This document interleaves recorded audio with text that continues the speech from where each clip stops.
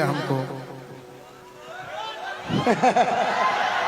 क्या बात है, ये बात जानिए नेहा जी कि जौन काम हाथ एक मिनट सुनिए, जितने भी यूट्यूबर हैं मुझे किसी से कोई दुश्मनी नहीं है, ठीक है, बट ऐसा एक टाइम होता है ना, लोग मुझे जानबूझ के परेशान करता है। कौन? और ये पूरा पब्लिक जानता भी है कि क्यों मुझे परेशान किया जाता है। कोई नहीं जानता है, सब जानता है। सब आपको आज गलत कह रहा है। कोई बात नहीं, इनका प्यार है, इनका गुस्सा है, मेरे पे निकालेगा, मुझे पता है। कैसे निकालेगा? अब कमेंट करके है ना, कमेंट से निकाल जा सकता है। कलाकार पर अगर कमेंट श्रोता गलत करे तो फिर कलाकार बनना गलत होता है। वो तो है। सुनिए, मैं अगर मानता हूँ कि अगर आपकी शादी हो जाए जी, नाम नेहा है, हाँ। आपके हस्बैंड का भी नाम गोलू राजा हो जाए, मैं नहीं। सुनिए सुनिए, एक example, example, world is stage life drama, God is director, we are actor. All languages are divided to rules according to the sentence in the parts of speech. सुनिए ना, सुन दे भाई, हम संतोष पागल नहीं हैं, हमारा समझ में आता है। अगर मान लीजिए एग्जाम्पल,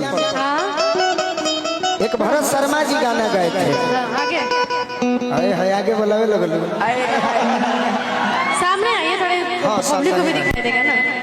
अगर ये चाह तू बैठा, अब हमनी के हो जाए, तू बैठा जा यार, आप करो। सुनिए जी, एक भरत चाचा गीत गाए थे, हाँ, कि चोरी करी हो पपियू रे चाहे।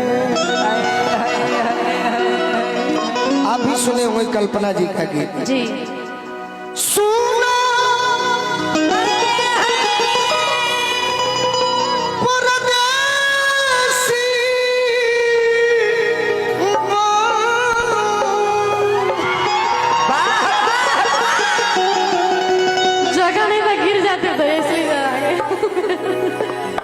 गिरने नहीं देंगे जीवन में, नहीं उठना है, आशीर्वाद है बस, गिरने नहीं देंगे जीवन में। मैं सबका सम्मान के हूँ, आपका भी सम्मान करता हूँ। हाँ जी।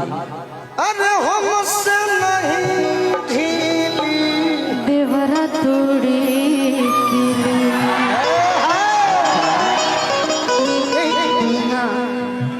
आने वाली आप यार हीरोइन हो। मेरा बैग दीजिए, बैग, मेरा बैग दीजिए। सिटी भाई, ये गाना बस सुना कर मैं, हाँ, आप कहिएगा तो बैठ जाऊंगा, कहिएगा तो चले जाऊंगा। पूर्वी सुनाइए, पूर्वी से मुझे बहुत प्यार है और कल्पना जी से प्यार है। थोड़ा आज कल्पना जी का बर्थडे, जरा ताली बजा दीजिए एक बार कल्पना जी के नाम पे। पूर्वी से प्यार है, जो गा रहा है उससे दुश्मनी है। नहीं नहीं, आपसे भी बहुत लगाव है, आप मेरे भाई समान है। एक लड़की, हाँ जी सुनिए भाई, हटी है ना मालिक, हटी केवट भाई, हटी महाराज, हटी चली गंगा ऊपर न तो लड़का जात के मुआ दिए। देखिए नेहा जी, जी, एक लड़की की शादी होती है, हाँ, एगो लड़की के बियाह हो जाता, हाँ, अजकर बलमुआ को हतर कि सुनो हम अगर परदेश ना गईनी, हाँ हाँ, अब बोले के बका, देखिए शादी के कार्ड खातिर पैसा कने भैया में ट्रेवल डाली ना। नेहा जी हम बताएं कैसे? देखिए हम नहीं कर रहे हैं, लिखा है, यही तो आपकी गलती है कि बुरा मान जाती हो। नेहा जी हम बताएं कैसे? खवासपुर के दिल में जुनून है, हम आपको दिखाएं कैसे? ये आर्मी लवर है, हम आपको यकीन दिलाएं कैसे? बादल आर्मी जी, वाह वाह, मारिए कैसे? अब तो तार लगी कि हम ही बोलता नहीं। ना ना ना, वो बोल पियामा परदेश जाता रहो बाबा डाटब ना नु, एगो गीत होता है तनी मनी, हाँ हाथों पर ठीक है, हाँ अब मैंने बढ़िया से, हाँ बोलिए, तथा एक अंगुली भी पकड़ सकते हैं। अच्छा हाँ ठीक है, तो एक अंगुली बढ़िया से पकड़े। पियामा परदेश जाता रहो, मेहरारू कहते कि राजा जी बाहरा मत जाइए।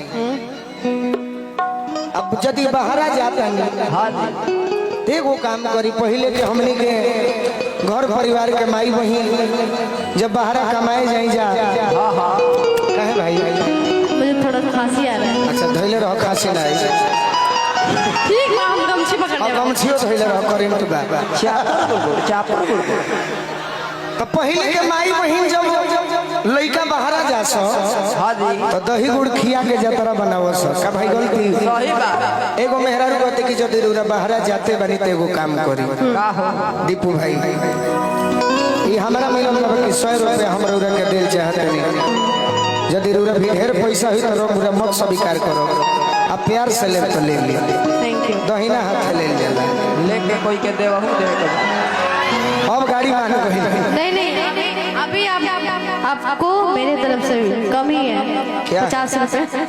अरे है हंसत रे तो क्या करी इतना नहीं वाले गीत गा रहे हैं आप तो हंसेंगे नहीं। अभी तो शुरुआत से करतनी कहत दिया मेहरारू का हो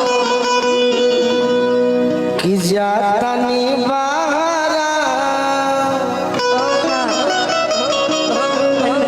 जेने कहबो ने आजे हाँ वहाँ पे ए बोलो जी तनी बेगाव हमार छीन के ना रख लेबू मेहरारू बड़ा भारी बुझाता भारी मतलब टाइम के काहे घूम रहे हैं? रख ली वहाँ से टंगइबो ना करी। देखे मेहरारू चाहते कि बाहर मत जाए ना ना भारी वाला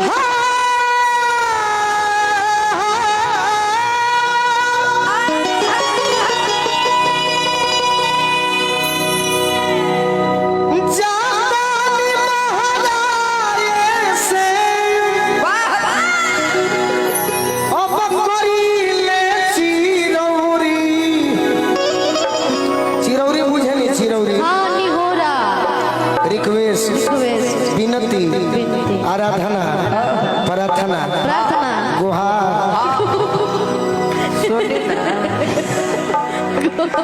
अरे करीले चिरौरी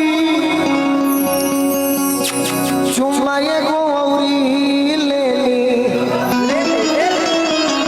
काहे गाड़ी धरे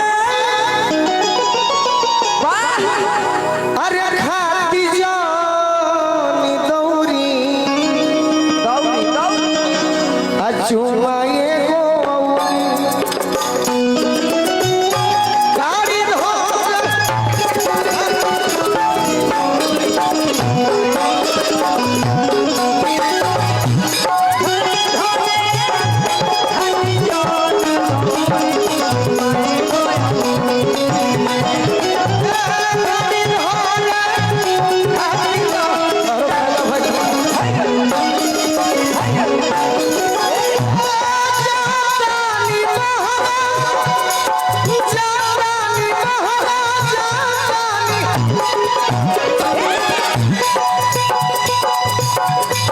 नहीं आता है।